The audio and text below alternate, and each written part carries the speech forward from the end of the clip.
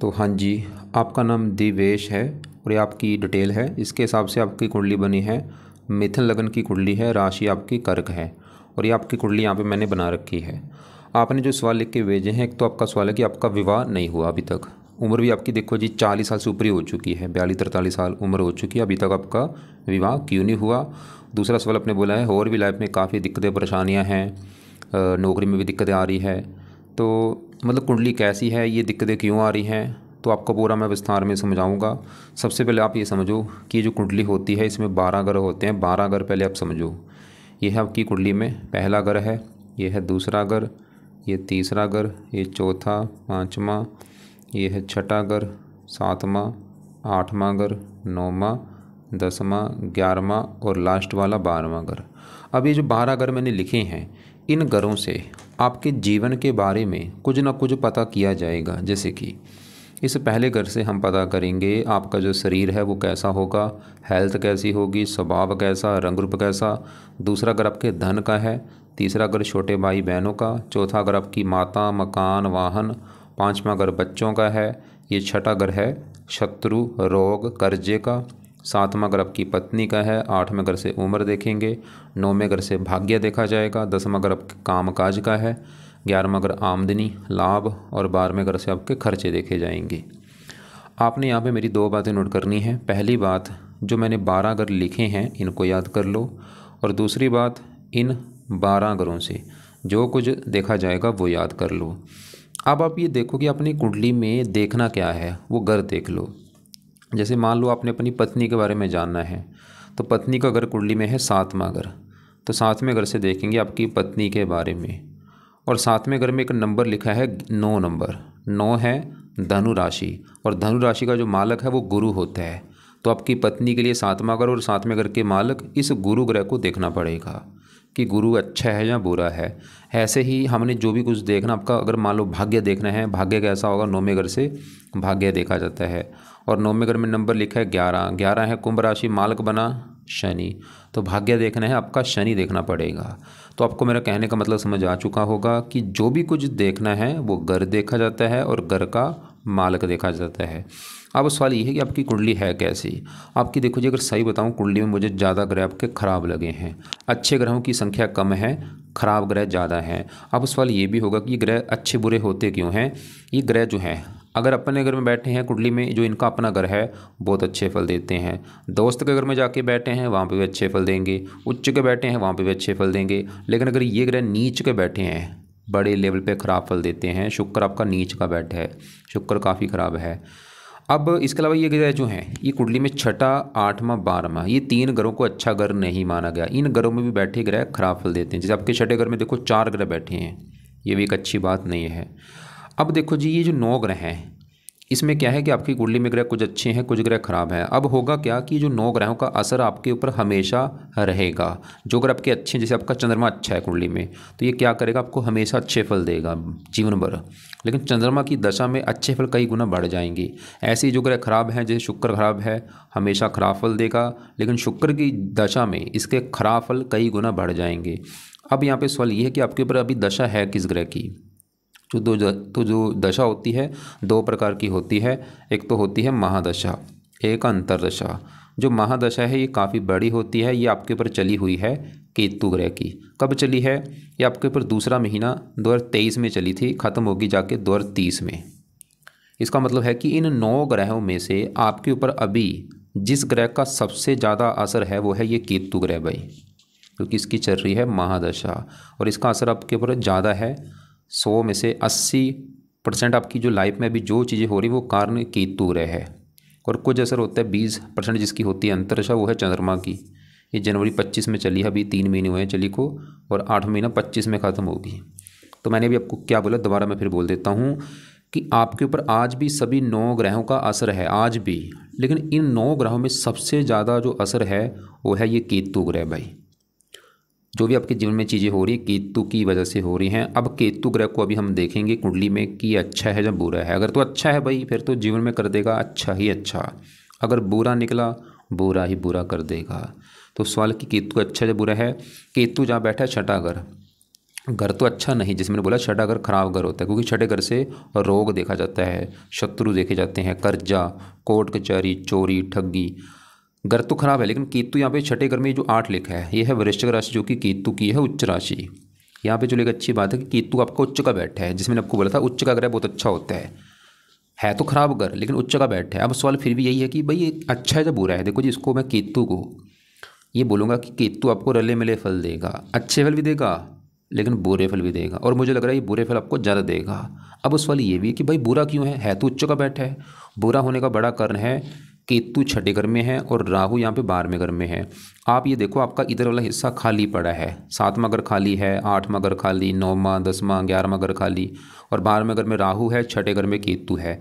ये बना है कुंडली में भाई, काल सदोष बना हुआ है आपकी कुंडली में, काल सर्प दोष। ये बनता कब है? जब सभी ग्रह एक साइड में हो जाते हैं तो एक दोष बन जाता है। अब इसका नुकसान क्या होता है? इसका नुकसान ये होता है कि जिन घरों में ये बैठते हैं, जैसे राहु 12वें घर में है तो राहु 12वें घर की हानि कर देगा। 12वां घर खर्चे का, खर्चे बढ़ाएगा, नींद में कमी, पैरों में कष्ट, आंखों में कष्ट। ऐसे केतु छठे घर में बैठा है, छठे घर की हानि कर देगा। छठा घर किसका है? रोग। तो केतु आपको रोगी बनाएगा। छठा घर शत्रु बढ़ा देगा। छठा घर कर्जे का है, आपको कर्जदार बना देगा।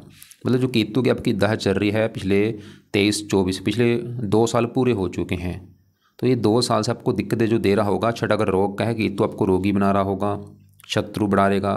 छठा घर कर्जे का कर्जदार बना सकता है, और भी कोर्ट कचहरी के चक्कर लगाने पड़ सकते हैं, या इसकी दृष्टियाँ हैं। 5वीं दृष्टि पड़ गई 10वें घर के ऊपर, काम काज में दिक्कतें, 12वें घर को खर्चे बढ़ाना, धन की हानि होना।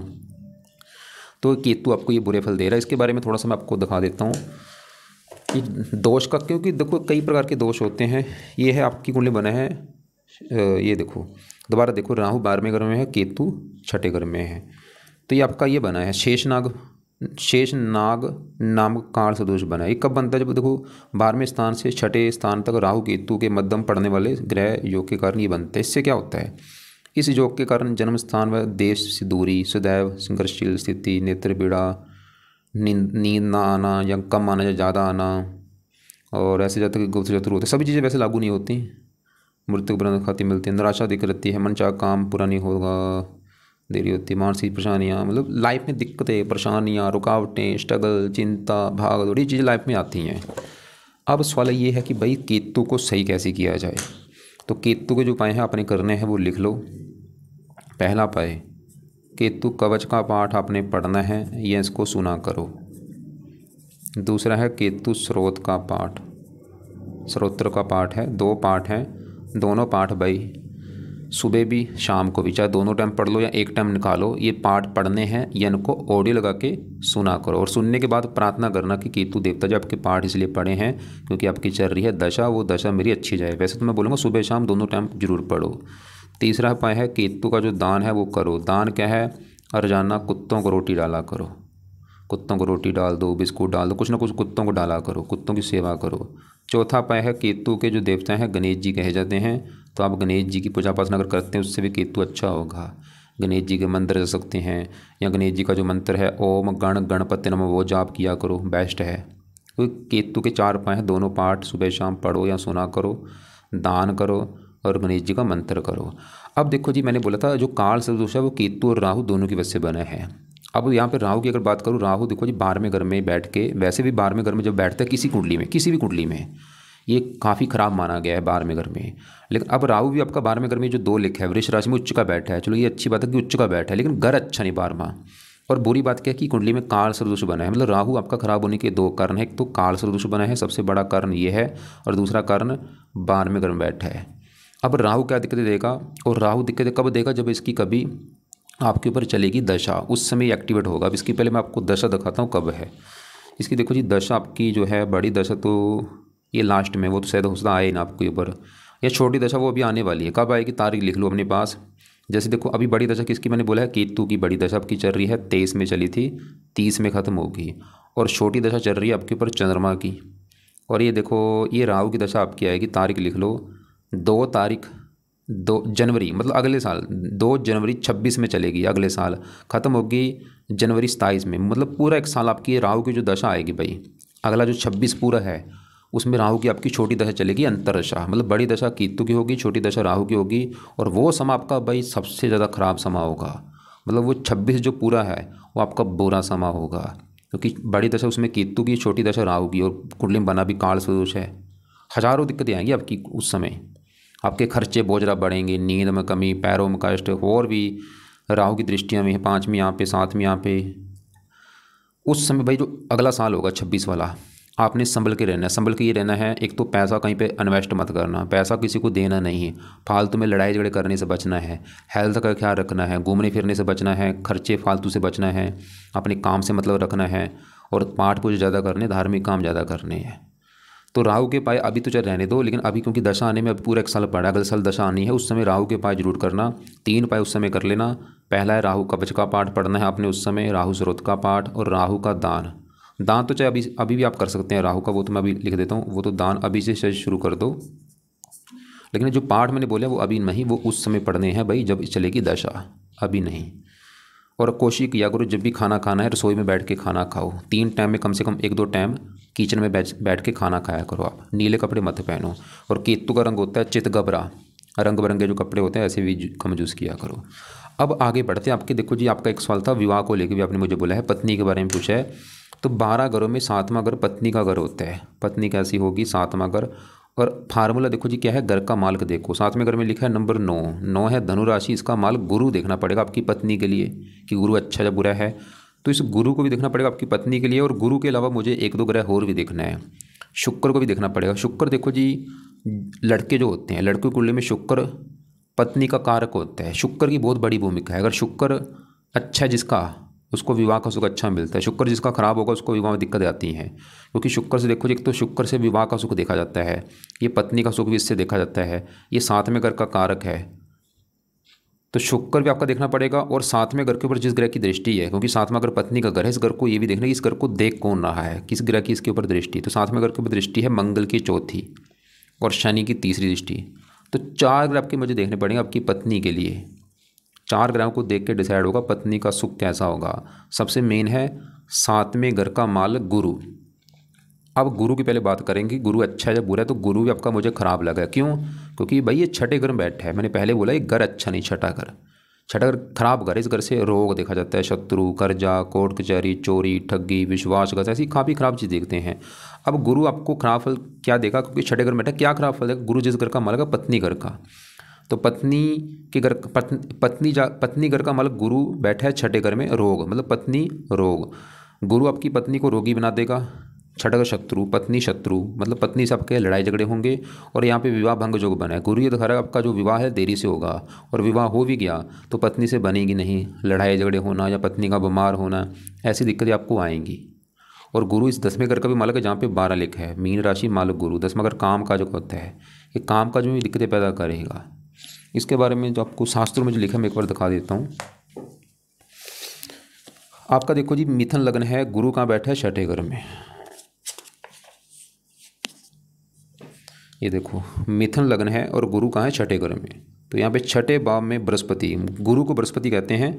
6ठे भाव में बृहस्पति हो तो जातकों को पत्नी के संबंध में असंतोष बना रहता है। मतलब कुछ ना कुछ पत्नी को लेकर दिक्कत आती है। देखो जी सबकी दिक्कत वैसे अलग अलग होती है, कईयों का विवाह नहीं होता या विवाह में देरी होती है, क्योंकि ऐसे जातक की पत्नी का स्वभाव प्राय झगड़ालू और गविल्ला होता है। बात बात पर दाम्पत्य जीवन में तनाव हो जाते हैं। मैं फिर बोलूँगा सभी चीज़ आपके ऊपर लागू नहीं होंगी। हो सकता है आपकी पत्नी, आपका विवाह में देरी हो, या पत्नी बीमार हो, या पत्नी के खर्चे ज़्यादा हो, कुछ ना कुछ दिक्कत आती है। सबकी दिक्कत अलग अलग है।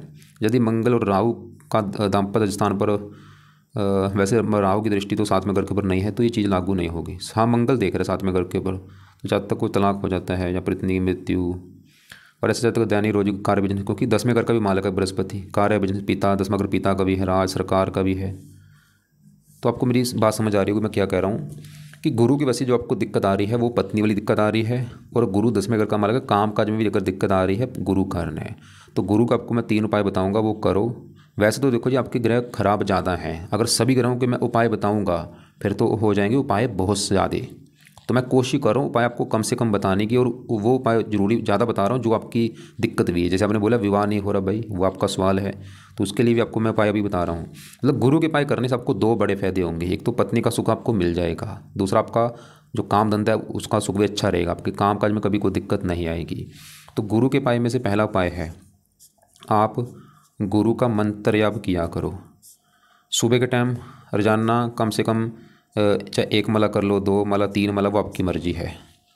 और एक गुरुवार को शुरू करना और संकल्प लेके शुरू करना, मतलब जिस दिन भी शुरू करेंगे गुरुवार होगा, सुबह के टाइम संकल्प लेना कि हे गुरु देवता जी, मेरा नाम ये है, जाति ये है, गोत्र ये है, गुरु देवता जी आप मेरी कुंडली में विवाह के घर के मालक हैं, मेरा विवाह नहीं हो पा रहा, मैं चाहता हूँ मेरा विवाह हो जाए, इसलिए आपका मैं आज से रोजाना मंत्र याप किया करूँगा। मंत्र है ओम ब्रह्म बृहस्पति नमः, ओम ब्रह्म बृहस्पति नमः। दूसरा पाठ है, गुरु के 2 पाठ है जिसे कहते हैं बृहस्पति, एक तो है बृहस्पति कवच का पाठ, एक है बृहस्पति स्रोत का पाठ। तो ये दोनों पाठ भी आप भाई सुबह के टाइम बैठ के जहाँ तो इनको पढ़ लिया करो, पढ़ने आते हैं अगर पढ़ लो, नहीं आते ऑडियो लगा के सुन लिया करो। तो ये 3 उपाय अपने गुरु के करने हैं। अगर आपको लगता है कि तीनों उपाय करने मुश्किल हैं तो मंत्र आपने जरूर करना है भाई। पाठ जो मैंने बोले वो चाहे पढ़ो चाहे ना पढ़ो, मंत्र जरूर करना। 2-3 माला जितना कर सकते हो सुबह के टाइम जरूर करो। कब तक करना है? जब तक आपका विवाह नहीं हो जाता। बाकी अगर आपको लगता है कि भाई मैं पाठ भी पढ़ सकता हूँ, वैसे 4 मिनट आपके लगे, ज़्यादा टाइम नहीं लगेगा भाई। दोनों पाठ पढ़ सकते हो तो बहुत बड़ी अच्छी बात होगी। या इनको पढ़ लिया करो या इनको ऑडियो लगा के सुन लिया करो। अब देखो जी पत्नी के लिए, क्योंकि 4 घर देखने, अभी हमने पत्नी घर का मतलब गुरु देखा जो कि हमें अच्छा नहीं लगा। अब शुक्र की अगर मैं बात करूँ, मैंने बोला था शुक्र का अच्छा होना बहुत ज़रूरी है कुंडली में। अब शुक्र आपका है बड़े लेवल पे ख़राब, क्योंकि नीच का बैठा है। तो शुक्र नीच का होने की वजह से वो भी आपको विवाह में दिक्कतें पैदा कर रहा है, विवाह नहीं हो रहा या जो भी दिक्कतें आ रही हैं, तो शुक्र के भी आपको उपाय करने पड़ेंगे। अब शुक्र के उपाय क्या हैं? तो शुक्र के 2 आपको उपाय बता देता हूँ। पहला उपाय है आप शुक्र कवच का पाठ पढ़ो या इसको सुनना है। दूसरा है शुक्र स्रोत का पाठ आपने पढ़ना है। और तीसरा है शुक्र का आपने करना है दान। तो 3 उपाय हैं। दोनों पाठ पढ़ने हैं। कब? चाहे सुबह पढ़ लो, चाहे शाम पढ़ लो, या दोनों टाइम पढ़ो, सुबह शाम। और दान शुक्रवार को करना है आपने। और शुक्र का दान क्या है आपको मैं वीडियो अलग से भेज दूंगा। बाकी शुक्र को थोड़ा सा विस्तार में जानते हैं। शुक्र जहाँ बैठा है वो है चौथा घर। चौथा घर पहले समझो किसका है। चौथा घर आपकी है माता का घर है। मकान कैसा होगा आपके पास, वाहन कैसा होगा, ज़मीन जायदाद, नौकर चाकर कैसे होंगे, चौथा घर हमें देखना पड़ेगा। और फार्मूला है घर का मालक देखो। तो चौथे घर का जो मालक है, चौथे घर में 6 लिखा है, 6 कन्या राशि मालक बुध, इस बुध को देखना पड़ेगा। और बुध के अलावा चौथे घर में मंगल शुक्र बैठे, इन दोनों को भी देखना पड़ेगा। तो दोनों में पहले शुक्र की बात करें तो शुक्र बैठा है चौथे घर में, और यहाँ पे जो 6 है कन्या राशि में नीच का बैठा है। तो नीच का बैठे तो क्या करेगा, शुक्र इस चौथे घर को खराब कर देगा। चौथा घर जैसे मैंने बोला माता का है, शुक्र आपकी माता संबंधी दिक्कतें पैदा कर देगा। माता का बीमार होना या माता से मनमुटाव होना, कोई माता को कोई गुप्त रोग दे सकता है। आपकी जो माता है उसको शुक्र से जुड़ा कोई रोग हो सकता है, गुप्त अंगों से रिलेटेड। चौथा अगर मकान का है, शुक्र की वजह से मकान को लेकर दिक्कतें आना, वाहन को लेकर दिक्कत आना, ज़मीन जायदाद नौकर चाकर संबंधी दिक्कतें आना। तो शुक्र भाई चौथे घर की हानि कर रहा है बुरी तरह से। आपको माता, मकान, वाहन, ज़मीन जायदाद नौकर चाकर इन संबंधी दिक्कतें आएंगी। और शुक्र इस कुंडली में 2 घरों का मालक है। एक शुक्र का घर है ये 5वां घर। 5वां घर होता है संतान का घर। संतान आपकी देखनी है 5वां घर। 5वें घर में पढ़ाई भी देखी जाती है। और 5वें घर में 7 लिखा है, मालक कौन है? शुक्र। मतलब शुक्र बैठा चौथे घर में, बुध के घर में है, लेकिन शुक्र का अपना घर है 5वां और वो है संतान का घर। तो संतान के घर का मतलब शुक्र नीच का है।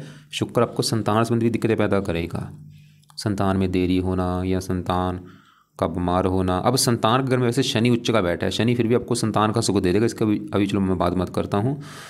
तो शुक्र हमने देखा कि आपको शुक्र की वजह से जो दिक्कतें आएंगी, माता, मकान, वाहन, ज़मीन जायदाद, नौकर चाकर और पत्नी को लेकर दिक्कतें आना, विवाह के सुख में कमी होना।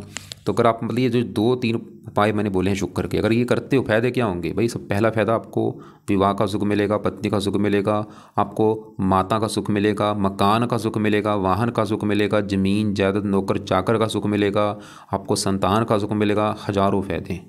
शुक्र लग्जरी लाइफ का स्वामी होता है। शुक्र सही हो गया, आपको लग्जरी लाइफ का सुख मिलेगा भाई। अब आगे बढ़ते हैं। पत्नी घर के ऊपर मैंने बोला था दृष्टि भी देखनी है। दृष्टि पड़ रही है मंगल की। मंगल चौथे घर से अपनी चौथी दृष्टि डाल रहा है पत्नी घर के ऊपर और बना है कुंडली में मंगल दोष। तो मंगल दोष की वजह से 2 चीज़ें होंगी। एक तो आपका विवाह देरी से होगा और विवाह होने के बाद पत्नी से थोड़ा सा मनमुटाव होगा।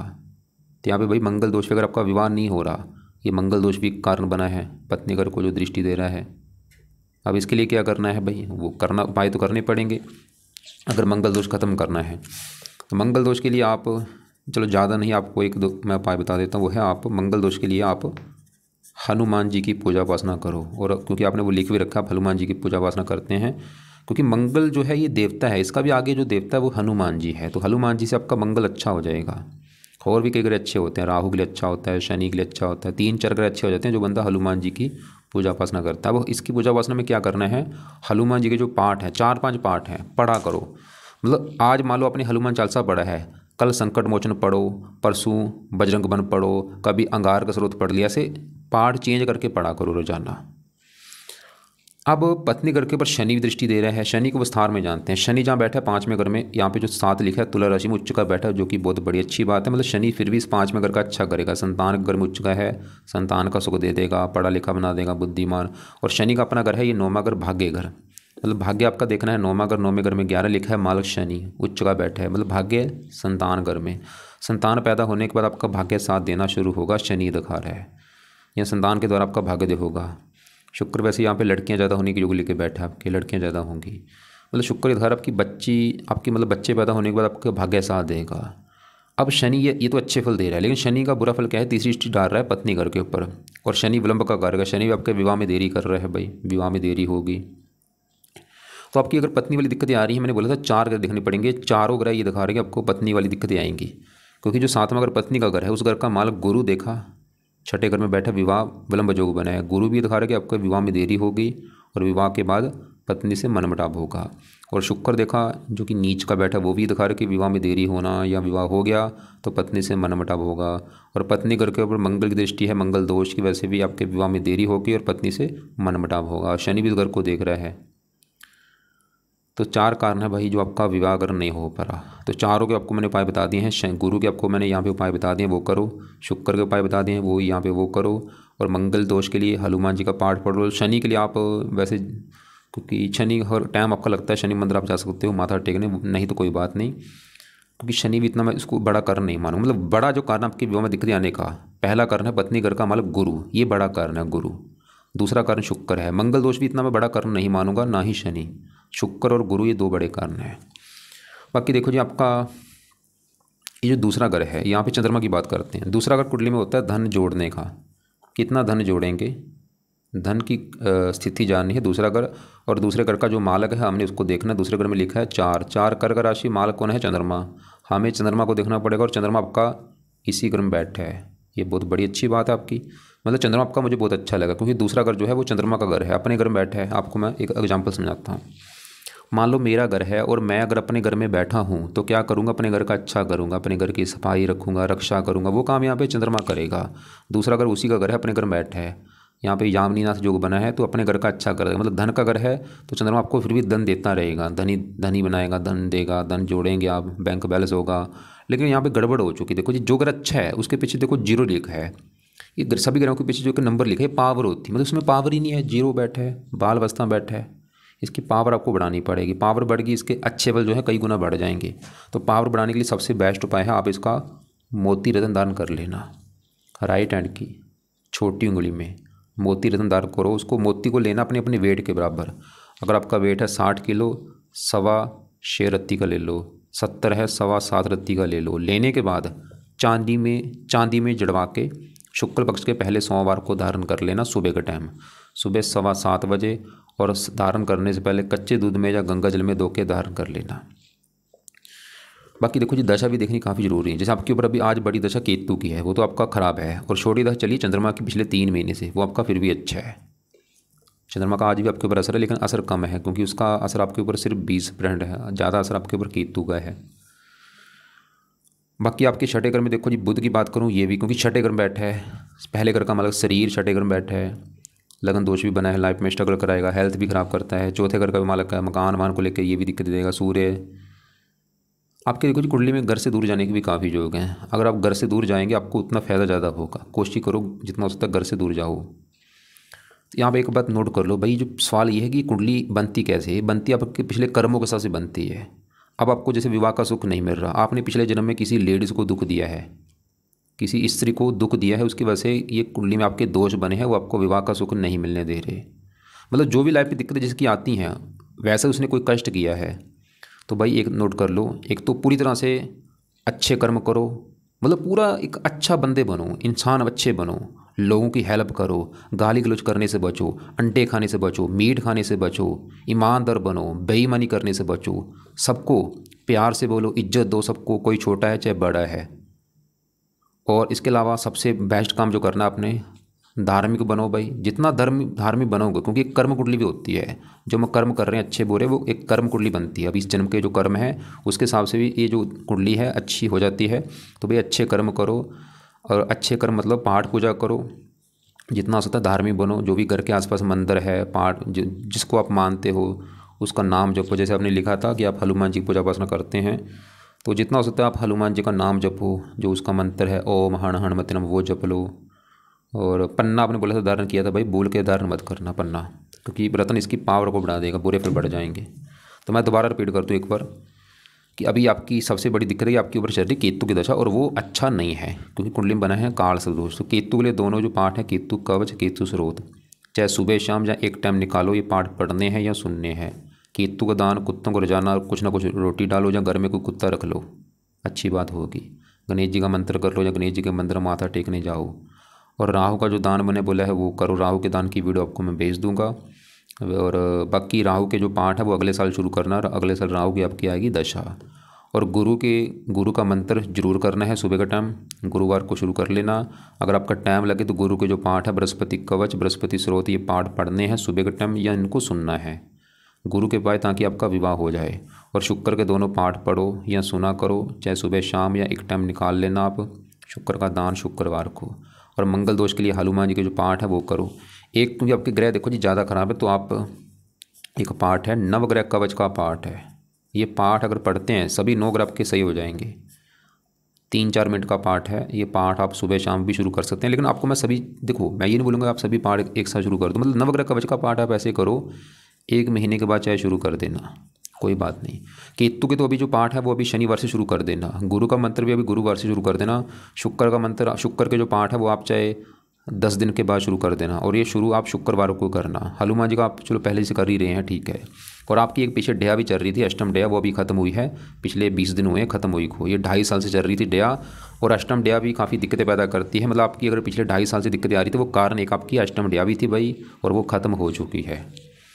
तो उम्मीद करता हूँ आपको जो मैंने समझाया समझ आ चुका होगा कि क्या करना है। बाकी देखो जी, जो मैंने उपाय बताए वो भी करो, अपनी तरफ से आप उपाय किया करो। भगवान का नाम जपो सुबह के टाइम, जिसका नाम, क्योंकि इन ग्रहों को बनाने वाले का परमात्मा है, जो सृष्टि का मालक है, उसको नाम जपा करो, कोई भी नाम उसका लेके जपो।